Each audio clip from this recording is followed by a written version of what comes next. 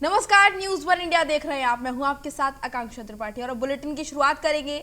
दिल्ली दौरे पर यूपी के सीएम योगी आदित्यनाथ और उत्तराखंड के सीएम धामी हैं। आपको बता दें कि दोनों मुख्य न्यायाधीशों के 39वें सम्मेलन में होंगे शामिल। विज्ञान भवन में मुख्यमंत्रियों मुख्य न्यायाधीशों का संयुक्त सम्मेलन का उद्घाटन प्रधानमंत्री नरेंद्र मोदी करेंगे। आखिरी बार ये सम्मेलन 2016 में आयोजित हुआ था। सम्मेलन से न्याय प्रणाली में पारदर्शिता लाने की तैयारी। आपको बता दें कि दिल्ली में कई केंद्रीय मंत्रियों से भी मुलाकात करेंगे सीएम योगी आदित्यनाथ। बीजेपी अध्यक्ष जेपी नड्डा भी कर सकते हैं मुलाकात। तो सीएम योगी आदित्यनाथ दिल्ली दौरे पर हैं, उनके साथ उत्तराखंड के सीएम पुष्कर सिंह धामी में हैं और यहाँ पर कई मंत्रियों से उनकी मुलाकात हो सकती है। और ये सम्मेलन जो है जिसमें वो शामिल होंगे, आखिरी बार इससे पहले 2016 में इसका आयोजन हुआ था और अब फिर से इसका आयोजन होगा जिसमें सीएम योगी और सीएम धामी शामिल होंगे। दोनों मुख्य न्यायाधीशों के 39वें सम्मेलन में शामिल होंगे। विज्ञान भवन में मुख्यमंत्रियों और मुख्य न्यायाधीशों का संयुक्त सम्मेलन आयोजित किया गया है जिसमें प्रधानमंत्री मोदी भी शिरकत करेंगे। आखिरी बार ये सम्मेलन आपको बता रहे हैं कि 2016 में हुआ था और अब एक बार फिर से संयुक्त रूप से ये सम्मेलन होगा। प्रधानमंत्री नरेंद्र मोदी इसका उद्घाटन करेंगे।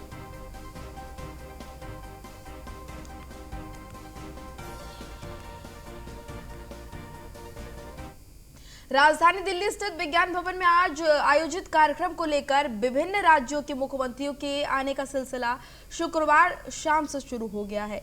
यूपी के सीएम योगी आदित्यनाथ, उत्तराखंड के सीएम पुष्कर सिंह धामी समेत विभिन्न राज्यों के मुख्यमंत्री दिल्ली पहुंच चुके हैं। बता दें कि प्रधानमंत्री नरेंद्र मोदी आज प्रधान न्यायाधीश एनबी रमन की मौजूदगी में मुख्यमंत्रियों और उच्च न्यायालयों के मुख्य न्यायाधीशों के संयुक्त सम्मेलन को संबोधित भी करेंगे। वहीं न्यायमूर्ति रमन और केंद्रीय कानून मंत्री किरण रिजिजू भी कार्यक्रम में उद्घाटन सत्र में संबोधित करेंगे। आपको बता दें कि इस कार्यक्रम के दौरान कई सारे कार्यक्रम आयोजित किए जाएंगे जिनमें मुख्यमंत्री और मुख्य न्यायाधीश एजेंडे में शामिल होंगे, विषयों पर चर्चा करेंगे और आम सहमति तक पहुंचने का प्रयास करेंगे।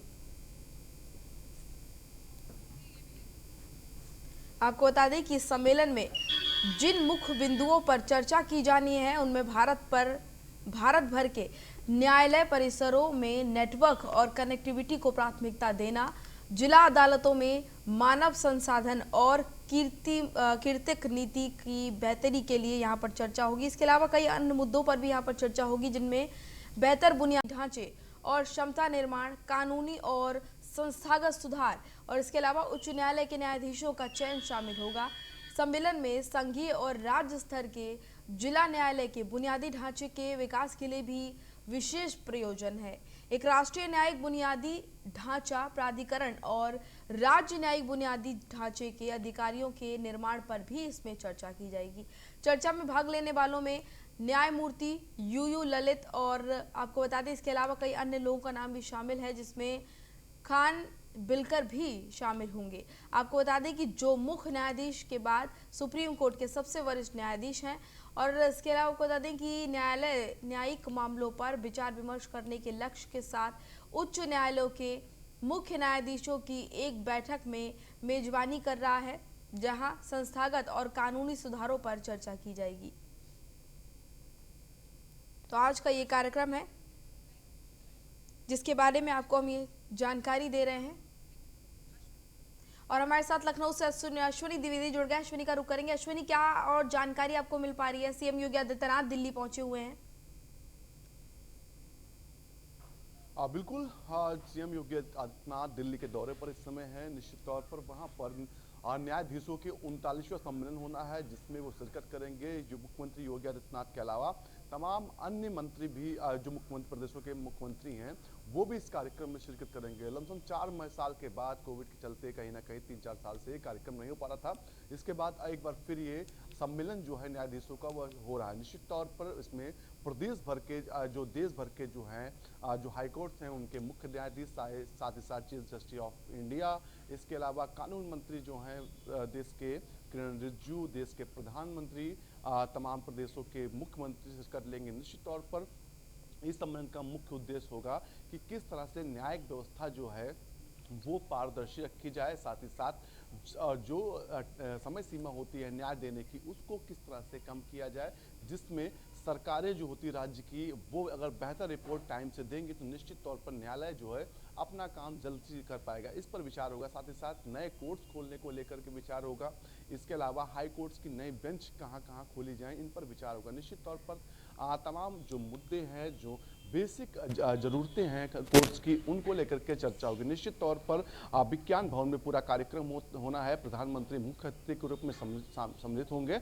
निश्चित तौर पर मुख्यमंत्री संबोधित भी करेंगे तमाम मुख्यमंत्रियों को और न्यायाधीशों को, जिसको लेकर के जो उत्तर प्रदेश के मुख्यमंत्री हैं वो कल ही दिल्ली पहुंच चुके थे और आज जो कार्यक्रम होना है उसमें शिरकत करेंगे। निश्चित तौर पर उसके बाद मुख्यमंत्री योगी आदित्यनाथ का जो कार्यक्रम है, तमाम जो मंत्री हैं केंद्र सरकार में उनसे मिलने का, चाहे वो जेपी नड्डा हो या गृह मंत्री अमित शाह हो, उनसे मिलने का कार्यक्रम है। राजनाथ सिंह से मिल सकते। निश्चित तौर पर इसको लेकर के हालांकि अभी आधिकारिक रूप से कोई स्पष्टीकरण नहीं आया, लेकिन पूरी संभावना है कि मुख्यमंत्री प्रधानमंत्री से भी मुलाकात कर सकते हैं, गृह मंत्री से मुलाकात कर सकते हैं और रक्षा मंत्री से भी। जी अश्विनी, मतलब ये जो सम्मेलन है, इसके अलावा भी सीएम योगी आदित्यनाथ का ये जो दौरा है ये बेहद खास है, क्योंकि अगर मुलाकात होंगी तो कई तरह की चर्चाएं वहां पर होंगी और ऐसे में जब भी कोई मुख्यमंत्री बड़े नेताओं से, शीर्ष नेताओं से मिलता है तो बहुत खास माना जाता है, क्योंकि कई मुद्दों पर चर्चाएं होती हैं वहां पर।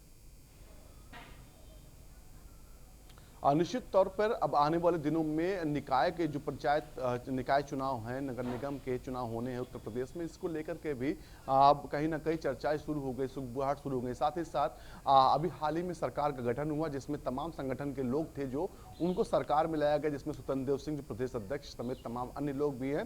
तो ऐसे में अब फिर से पुनः जो संगठन है भाजपा, उसको तैयार करना है, खड़ा करना है, इसको लेकर के भी चर्चा करनी है, विचार करना है, क्योंकि जल्द से जल्द भाजपा प्रदेश अध्यक्ष के रूप में नया चेहरा देना चाहती है। निश्चित तौर पर क्योंकि भाजपा में एक पद एक व्यक्ति का जो चलन चला आ रहा है, निश्चित तौर पर ऐसे में स्वतंत्र देव सिंह अब कार्यवाहक के रूप में जो प्रदेश अध्यक्ष का काम कर रहे हैं। अब स्थायी रूप से प्रदेश अध्यक्ष का ये होता है, वो भी 2024 विधानसभा लोकसभा चुनाव को ध्यान में रखते हुए। निश्चित तौर पर ऐसे में आज प्रधानमंत्री जो मुख्यमंत्री का दौरा है वो काफी महत्वपूर्ण है, क्योंकि वहां पहुंचेंगे, तमाम चर्चाएं होंगी, प्रदेश में संगठन में जो बदलाव होना उनको लेकर के चर्चा होगी। निश्चित तौर पर तमाम नाम है जो रेस में है प्रदेश अध्यक्ष में भाजपा के लिए। निश्चित तौर पर अब देखना होगा कि जब प्रधानमंत्री और गृह मंत्री से मुलाकात करते हैं तो अंतिम मोहर किस नाम पर लगती है। जी चलिए, आप बने रहिए अश्विनी हमारे साथ, आगे भी अपडेट आपसे लेंगे। फिलहाल धन्यवाद। और देखिए कि आजम खान से मिलने जाएंगे ओम प्रकाश राजभर, सीतापुर जेल में मिलने जाएंगे ओम प्रकाश राजभर। ईद से पहले आजम से जेल में मुलाकात करेंगे राजभर। मऊ विधायक अब्बास अंसारी भी उनके साथ मिलने के लिए जाएंगे। तमाम मुद्दों पर आजम खान से ओम प्रकाश राजभर इस दौरान चर्चा करते हुए नजर आएंगे। तो बड़ी जानकारी आपको हम दे रहे हैं कि ओम प्रकाश राजभर आजम खान से मिलने के लिए जाएंगे, सीतापुर जेल में ही मिलने के लिए जाएंगे जहां पर ये मुलाकात होगी। और ईद से पहले आजम से जेल में ये मुलाकात बेहद खास मानी जा रही है। मऊ विधायक अब्बास अंसारी भी उनके साथ मौजूद रहेंगे, मऊ के विधायक भी उनके साथ मिलने के लिए जाएंगे और तमाम मुद्दों पर आजम खान से यहाँ पर चर्चा भी ओम प्रकाश राजभर करते हुए नजर आएंगे। तो बड़ी जानकारी आपको दे रहे हैं, सीतापुर जेल में ही मिलने के लिए जाएंगे। आपको बता दें कि आजम खान समाजवादी पार्टी से नाराज हैं और उनकी नाराजगी अक्सर सामने आती रही है और अब ये बड़ी जानकारी आपको दे रहे हैं कि ओम प्रकाश राजभर मिलने जाएंगे और हो सकता है कि नाराजगी को लेकर भी यहाँ पर चर्चा करें और ये मुलाकात कई मायनों में बहुत खास मानी जा रही है। अश्विनी लगातार हमारे साथ जुड़े हुए हैं, अश्विनी का रुख करेंगे। अश्विनी, आजम खान से ओम प्रकाश राजभर जेल में ही मिलने के लिए जाएंगे, किस तरह से इसको देखा जा रहा है, क्या मायने इसके निकाले जा रहे हैं? बिल्कुल, अगर बात करें पिछले 15 दिनों में आजम खान उत्तर प्रदेश के राजनीति में एक नया चेहरा बनकर उभर रहे हैं, नए समीकरण बनकर उभर रहे हैं। निश्चित तौर पर तमाम जो नेता हैं अब आजम खान की ओर दौड़ लगा रहे हैं। अगर पिछले 24 महीने की बात करें, 24 महीने से वो जेल में हैं। समाजवादी पार्टी जिसके वो कद्दावर नेता हैं, उस पार्टी तक ने सिर्फ और सिर्फ ट्विटर के अलावा जमीन पर कोई बड़ा काम नहीं किया जिससे वो बाहर आ सके। निश्चित तौर पर ऐसे में आज जब शिवपाल सिंह यादव मिलने गए थे, उसके बाद सियासत गर्म हो गई। अब समाजवादी पार्टी के विधायक भी मिलने के लिए पहुंचे, हालांकि उन्होंने मना कर दिया। और इसके बाद अब जो है ओम प्रकाश राजभर जो समाजवादी पार्टी के सहयोगी हैं इस समय, वो जा रहे हैं निश्चित तौर पर। लेकिन सबसे बड़ा सवाल है क्या आजम खान इनसे मुलाकात करेंगे, क्योंकि जिस तरह से समाजवादी पार्टी के जो विधायक गए थे उनको मना कर दिया था, तो निश्चित तौर पर आजम खान का कद अभी इतना बड़ा है और ओम प्रकाश राज में उनका कद इतना बड़ा अभी नहीं हुआ है कि सीधे उनसे किसी भी मुद्दे पर चर्चा हो सके। हालांकि मऊ से विधायक हैं, अब वो साथ में रहेंगे, अब्बास अंसारी साथ में रहेंगे, लेकिन सबके बावजूद अगर मुलाकात होती है तो निश्चित तौर पर कहीं ना कहीं नए समीकरणों को जो है देखा जाएगा। क्योंकि जिस तरह से शिवपाल यादव लगातार समाजवादी पार्टी और अखिलेश यादव को टारगेट कर रहे हैं, उनसे कह रहे हैं, समाजवादी तमाम बयान दे रहे हैं कि समाजवादी पार्टी ने, अखिलेश यादव ने बंद शब्दों में मुलायम सिंह का भी जिक्र कर रहे हैं कि लोग चाहते तो आजम खान आज बाहर हो गए। अगर मुलायम सिंह यादव जो हैं वो संसद में धरने बैठ जाते तो निश्चित तौर पर उनके इस धरने का असर उत्तर प्रदेश में पड़ता निश्चित तौर पर। क्योंकि शिवपाल यादव का कहना है कि जो मुलायम सिंह यादव हैं उनका सम्मान तो प्रधानमंत्री भी करते हैं। निश्चित तौर पर ऐसे तमाम उन्होंने बयान दिए। इन सब के बीच कहीं ना कहीं सियासत जो है वो गर्म हो रही, क्योंकि पिछले दिन देखा गया पहले तो शिवपाल यादव जाते हैं, फिर सपा विधायक जाते हैं, फिर उसके बाद में आज जो हैं आचार्य प्रमोद कृष्णन जाते हैं जो कांग्रेस के वरिष्ठ नेता हैं, और अब राजभर। निश्चित तौर पर 2024 का उत्तर प्रदेश में चुनाव होना और कहीं ना कहीं सियासत जो है वोट बैंक का है। क्योंकि जिस तरह से आजम खान के मीडिया प्रभारी उन्होंने तमाम दावे किए, तमाम आरोप लगाए, तो कहीं ना कहीं अब मुस्लिम वोटर्स को अपनी ओर किस तरह से रोका जाए, इसमें समाजवादी पार्टी भी लगी हुई है। और वहीं कहीं ना कहीं शिवपाल यादव हैं जो मुस्लिम वोटर्स के साथ एक नया गठबंधन तैयार करना चाहते हैं। जी और एक नया मुद्दा चल रहा है सियासी गलियारों में। आजम खान को लेकर लगातार बयानबाजियां हो रही हैं, पक्ष और विपक्ष दोनों तरफ से आजम खान के नाम पर खूब राजनीति हो रही है। चलिए, तमाम जानकारी के लिए अश्विनी आपका बहुत बहुत धन्यवाद। आगे बढ़ेंगे। सपा अध्यक्ष अखिलेश यादव और बसपा सुप्रीमो मायावती के बीच जुबानी जंग पर बीजेपी सांसद संगम लाल गुप्ता ने जमकर निशाना साधा है। उन्होंने न्यूज़ वन इंडिया के संवाददाता पीयूष तिवारी से खास बातचीत की। क्या कुछ उन्होंने कहा, आपको सुनवाते हैं। कभी एक साथ रहे बुआ और बबुआ, अब आमने सामने नजर आ रहे हैं। लगातार बयानबाजी जो है वो एक दूसरे के खिलाफ हो रही है। हमारे साथ बातचीत करने के लिए प्रतापगढ़ से बीजेपी सांसद संगम लाल गुप्ता जी हैं। सर, मायावती ने एक ट्वीट किया है, उन्होंने लिखा है कि मुस्लिम समाज का वोट ले लिया, यादव समाज का वोट ले लिया, फिर भी सीएम नहीं बन पाए। वो कैसे मुझे पीएम बनाने का सपना देख रहे हैं, किस तरीके से देखते हैं? अखिलेश यादव पे निशाना कहीं ना कहीं। देखिए, ये बुआ और बबुआ एक खेल प्रदेश की जनता ने देखा है। बुआ की सरकार में भी देखा है किस तरीके से भ्रष्टाचार होते थे, और बबुआ के भी सरकार में कि किस तरीके से भ्रष्टाचार, किस तरीके से तुष्टीकरण, किस तरीके से बहन बेटियों की असुरक्षित थी। तो ये दोनों सरकार में प्रदेश की जनता ने देखा है, और ये दोनों लोग सरकार नहीं बना पाए क्योंकि इनकी एकदम लालसा थी कि हम सरकार बना रहे हैं, सरकार में आ गए हैं। हर जगह रैलियों में इनका कहना था, मगर प्रदेश की जनता ने इनको सीधे नाकार दिया है। सबसे बड़ी बात है सर कि जिस प्रकार से चुनावों से पहले समाजवादी पार्टी ने मायावती पे ये आरोप लगा दिया कि वो बीजेपी की मदद कर रही हैं। मायावती ये तो कह रही हैं कि मैं राष्ट्रपति बनूं या ना बनूं, लेकिन प्रधानमंत्री के रेस में कहीं ना कहीं वो खुद को देख रही हैं। देखिए, अब सपने तो देखना हर आदमी का काम है, कोई भी सपने देखता है। भाई अखिलेश यादव पूरे चुनाव में मुख्यमंत्री के सपने देखते रहे। यहाँ तक उन्होंने निर्देश भी दिया कि हमारी सरकार बन रही है और 6 महीने तक अधिकारियों को हम कहीं से हटाएंगे नहीं, सब इनसे हिसाब किताब चुकता करेंगे। तो बहन जी भी देख रही हैं तो बुरा क्या है। तो सपने तो हर आदमी देखता है। सर, देश के अलग अलग इलाकों में हम देखें तो हनुमान चालीसा और अजान को लेकर विवाद पैदा हो जा रहा है। एक तरफ अजान चल रही है तो दूसरी तरफ हनुमान चालीसा चलाया जा रहा है। उत्तर प्रदेश की बात करें, कई जगहों पे स्वेच्छा से तो कई जगहों पे प्रशासन लाउड स्पीकर उतार रहे हैं। ऐसे लाउड उतारे जा रहे हैं जो अवैध थे, जिनकी आवाज़ तेज थी। किस तरीके से देखते हैं, क्योंकि 40,000 से ज़्यादा स्पीकर उतारे जा चुके हैं और जो और भी स्पीकर हैं उसकी आवाज़ जो है वो कम कराए जा चुके हैं। देखिए, अब उनको अजान देना है तो मस्जिदों में देवें, लाउड स्पीकर लगा के और सुबह 5 बजे ही नींद खराब करें, ये कोई मतलब की बात नहीं होती है ना। अपने धर्म को अपने मस्जिदों में मनाएं। और दूसरी बात क्या है, हम अपनी संस्कृति को मनाते हैं। हम होली मनाते हैं, हम दिवाली मनाते हैं, हम रामायण करते हैं, रामलीला होते हैं। तो अगर हनुमान चालीसा हो रहा है तो उसमें कौन सी बड़ी बात है। आखिरी सवाल रहेगा, ओबीसी से जुड़े हुए, आप भी ओबीसी मोर्चा से जुड़े हुए हैं, ओबीसी समाज के लिए आपने भी कई कार्य किए हैं। अगर हम अब की बात करें, अब जाके ओबीसी समाज के लिए अब कुछ क्या नया करने वाले हैं सर? भारतीय जनता पार्टी जब के प्रधानमंत्री 2015-14 में जब प्रधानमंत्री बने तो उन्होंने ओबीसी मोर्चा का गठन किया। उनका उद्देश्य सिर्फ यही है कि हर समाज जो ओबीसी का माइक्रो ओबीसी है, जो राजनीति में उसकी कहीं कोई हिस्सेदारी नहीं है, तो मुख्य धारा में उसको लाने के लिए ओबीसी मोर्चे का गठन हुआ है। और निरंतर मैं प्रदेश के भ्रमण में रहता हूँ, हमारे जो संगठन है उनसे मैं वार्तालाप करता हूँ, उनको बोलता भी हूँ कि कोई प्रदेश में, कोई जिले में, कोई मंडल में ओबीसी समाज के लोगों को जोड़ो, क्योंकि हर समाज चाहता है कि हमारे समाज का कोई व्यक्ति नेता हो। तो उस तौर से ओबीसी समाज पूरी तरीके से कार्य कर रहा है हर प्रदेशों में। अभी हम मणिपुर और आसाम के दौरे पे थे, वहाँ भी ओबीसी समाज बढ़ चढ़ के हिस्सा लिया, हर समाज को जोड़ने का निर्देश दिया गया है।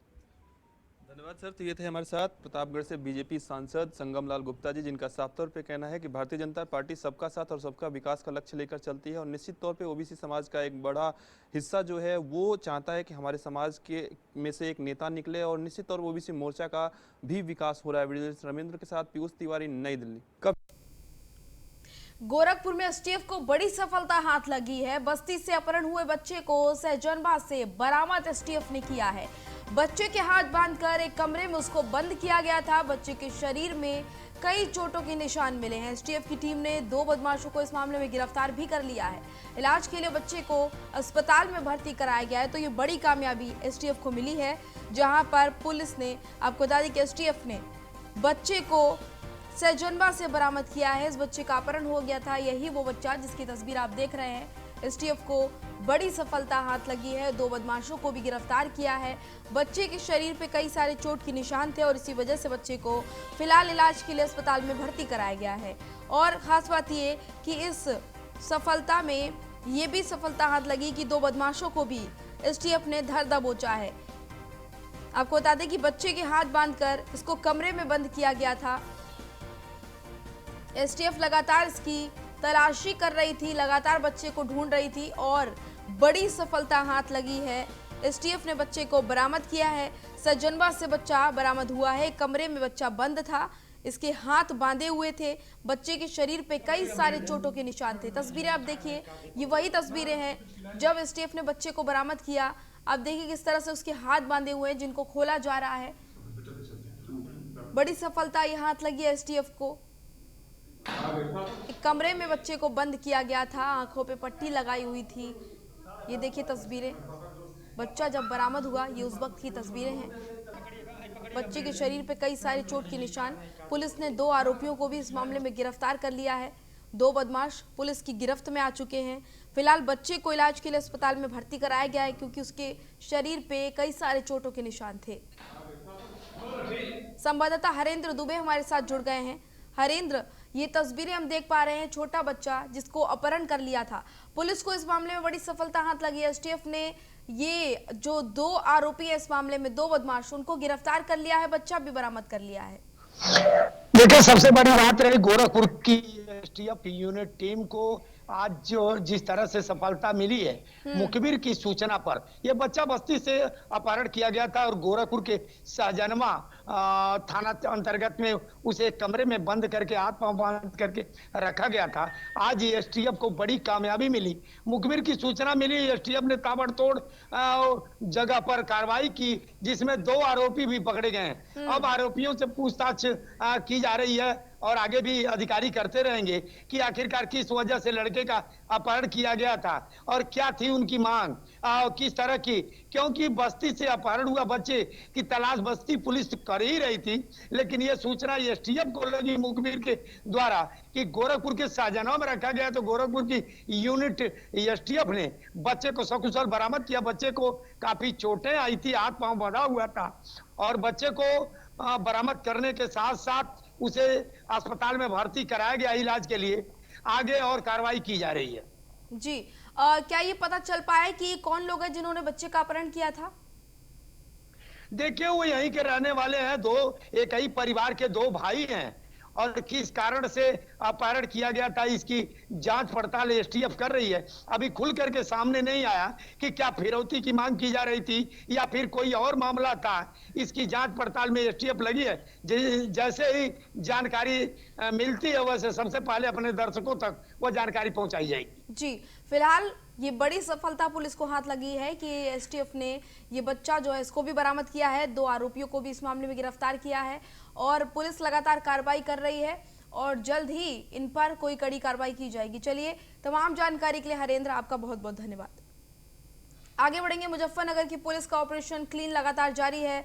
देर रात पुलिस और बदमाशों के बीच मुठभेड़ हुई। मुठभेड़ में शातिर बदमाश सोनू गोली लगने से घायल हो गया है। सोनू जो है वो फरार चल रहा था और उसको पुलिस ने फिलहाल गिरफ्तार कर लिया है। आपको बता दें कि एक बदमाश मौके से फरार हो गया है। पुलिस उसकी लगातार तलाश कर रही है। घायल बदमाश के पास से एक तमंचा भी पुलिस ने बरामद किया है। सोनू ने कुछ दिन पहले लूट की वारदात को अंजाम दिया था। सिविल लाइन थाना क्षेत्र के संगावली बाईपास का ये पूरा मामला है, जहां पर पुलिस की बदमाशों से मुठभेड़ हुई है और बड़ी सफलता पुलिस को हाथ लगी है। एक को गिरफ्तार कर लिया है, हालांकि एक फरार हो गया है, जिसके लिए लगातार पुलिस कॉम्बिंग कर रही है और जल्द ही उसको भी गिरफ्तार किया जाएगा। मुजफ्फरनगर का ये पूरा मामला, पुलिस ऑपरेशन क्लीन लगातार चला रही है और उसी के तहत ही लगातार मुठभेड़ पुलिस की बदमाशों के साथ होती है। ये दिनांक 13/14 की रात को सिविल लाइन थाना क्षेत्र में एक फैक्ट्री में घटना हुई थी। गार्ड के साथ मारपीट करके और वहाँ पे लोग लूट करके लेके गए थे। उसी में आज एक जो बदमाश है सोनू नाम का, जिसका नाम सोनू बंगाल है, जो कि सिकंदरपुर गांव का थाना भोपा क्षेत्र का रहने वाला है, इसकी आज पुलिस को सूचना थी कि ये हो सकता है पुनः फिर से इसी क्षेत्र में यहाँ घटना करे। उसी में पुलिस ने आज जब इसका पीछा किया और इसने अपने आप को जब यहाँ पे इसी क्षेत्र में चूँकि ये काम भी करता है, तो यहाँ पर इसने पुलिस को देखते ही पुलिस के ऊपर इसने जानलेवा फायर की, जिसमें जवाबी कार्रवाई में इसके पैर में गोली लगी है। और जो इसका दूसरा साथी, अन्य साथी इसके साथ था बाइक पे जो पीछे बैठा था, वो यहाँ से फरार हो गया है, जिसके हम लोग काम भी करके इसको तलाश कर रहे हैं। ये दिनांक 13/14 की रात को सिविल लाइन थाना क्षेत्र में एक फैक्ट्री में घटना हुई थी। गार्ड के साथ मारपीट करके और वहाँ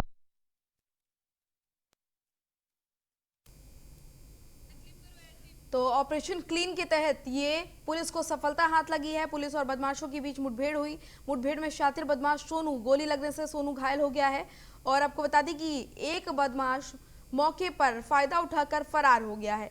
पुलिस उसकी लगातार तलाश कर रही है, कॉम्बिंग लगातार उसके लिए जारी है और आपको बता दें कि घायल बदमाश के पास से एक तमंचा पुलिस ने बरामद किया है। ये पूरा मामला सिविल लाइन थाना क्षेत्र का है, जहां पर पुलिस की ये मुठभेड़ बदमाश के साथ हुई है। लगातार ऑपरेशन क्लीन जारी है, उसी के तहत ये मुठभेड़। आगे बढ़ेंगे। हापुड़ से खबर है, फर्जी दस्तावेज पर भारतीय नागरिकता लेने वाले गिरफ्तार हो गए। आपको बता दें कि 2 विदेशी नागरिकों को धौलाना पुलिस ने गिरफ्तार किया है। करीब 15 साल भारत में रह रहे थे दोनों आरोपी। युवक के पास भारतीय पासपोर्ट, आधार कार्ड समेत कई दस्तावेज भी बरामद हुए हैं। फर्जी पासपोर्ट पर दुबई की यात्रा भी कर चुका है विदेशी नागरिक। 80,000 रुपए देकर बनवाए गए थे फर्जी आधार कार्ड और पासपोर्ट। म्यांमार के बर्मा के रहने वाले हैं दोनों विदेशी नागरिक। ये जानकारी मिल रही है इनको लेकर। ये धौलाना पुलिस टीम के द्वारा 2 व्यक्तियों को गिरफ्तार किया गया है, जिसमें एक व्यक्ति का नाम फैयाज पुत्र जफर आलम है, जो कि मूल निवासी म्यांमार का है, और दूसरा इसमें दिल मोहम्मद उर्फ शाहरुख है, ये भी म्यांमार का रहने वाला है। और जो इनके द्वारा फर्जी आधार कार्ड बनवा के पासपोर्ट बनवाया गया, और जो फैयाज पुत्र जफर आलम है, इसके द्वारा अभी जनवरी में दुबई की एक विजिट भी इसी पासपोर्ट पे की गई। तो इसमें जैसी सूचना मिली, पुलिस के द्वारा इनको हिरासत में ली गया। पूछताछ पे जो पासपोर्ट है फैयाज का, वो बरामद हुआ है। ये संवाददाता मोहम्मद ताहिर हमारे साथ ज्यादा जानकारी के साथ जुड़ गए। ताहिर, ये पूरा मामला क्या है, थोड़ा अपडेट इस मामले में बताइए। जी, आपको बताना चाहूंगा, धौलाना गांव के खिचरा का यह मामला है, जहां 2 जो है विदेशी नागरिक फैयाज व मोहम्मद फारूक, ये जो है काफी दिनों से करीब 8 साल से यहाँ रह रहे थे। और पुलिस का कहना है कि ये लोग म्यांमार बर्मा के रहने वाले हैं और इन लोगों ने पासपोर्ट एक बनवाया था, जो एक दिलशाद नामक व्यक्ति था, जिसके जरिए ये पासपोर्ट 80,000 रुपए में बनवाया गया। और इन लोगों ने इस पासपोर्ट से दुबई की विजिट भी की थी, जिसके बाद ये लोग जो है पुलिस की नजरों में आए और इनकी जो है गहनता से जांच की गई और इनको गिरफ्तार कर लिया गया। हालांकि इसमें जो पासपोर्ट बनवाने वाला व्यक्ति है जिसने 80,000 रुपए लिए थे वो अभी फरार है। उसके अलावा कई इनके और साथी भी हैं जिनको पुलिस तलाश रही है। जी चलिए ताहिर, तमाम जानकारी के लिए बहुत बहुत धन्यवाद आपका।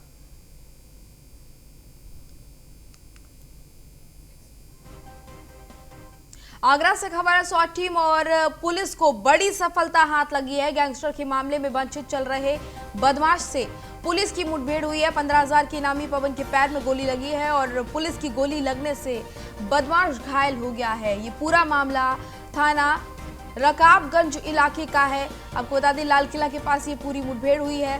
थाना पिनाहट इलाके का ये पूरा मामला बताया जा रहा है। आरोपी जो है पवन, ये इसी इलाके का रहने वाला है और पुलिस को ये बड़ी सफलता हाथ लगी है। गैंगस्टर के मामले में वांछित चल रहा था ये बदमाश, जिसके साथ पुलिस की मुठभेड़ हुई। 15,000 का ये इनामी, जिसके पैर में पुलिस की गोली लग गई है और पुलिस की गोली लगने से बदमाश घायल हो गया है। बड़ी सफलता पुलिस को हाथ लगी है। थाना पिनाहट इलाके का ये बदमाश रहने वाला बताया जा रहा है और गैंगस्टर के मामले में वांछित चल रहा था। इस पर कई मुकदमे पहले से भी दर्ज हैं। 15,000 का ये इनामी, पुलिस को बड़ी सफलता हाथ लगी है। SWAT टीम और पुलिस को ये बड़ी सफलता, संयुक्त रूप से ऑपरेशन चलाया जा रहा था इसको पकड़ने के लिए। आज थाना रकाबगंज पुलिस ने CIW और SWAT टीम के साथ मिलकर यहां दौराने मुठभेड़ पवन कुमार नाम के अभियुक्त को, जो कि गैंगस्टर एक्ट में 11 साल से वांछित चल रहा था, उसे गिरफ्तार किया है।